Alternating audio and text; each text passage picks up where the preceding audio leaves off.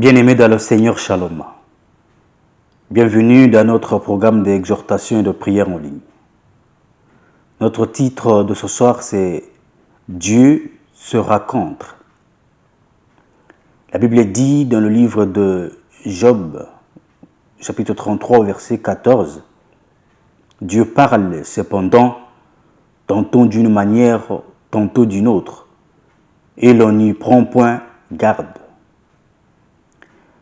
Frères et sœurs, l'Éternel, le vrai Dieu, désire se révéler à l'humanité entière et il fait part le moyen de sa parole. Oui, c'est son moyen favori pour nous parler. Il désire nous révéler sa parole parce que sa parole, bien-aimée, nous révèle sa personne, nous révèle sa nature, ses œuvres et sa volonté.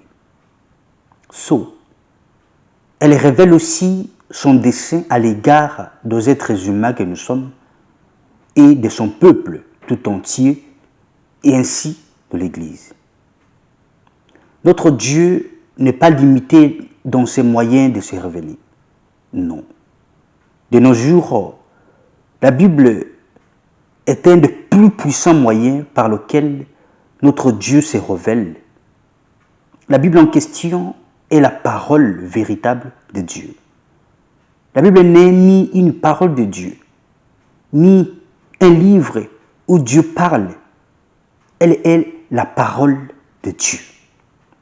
Mais attention, oui, une approche, bien entendu, intellectuelle de ce livre sacré ou de ce livre saint ne suffit pas pour connaître Dieu.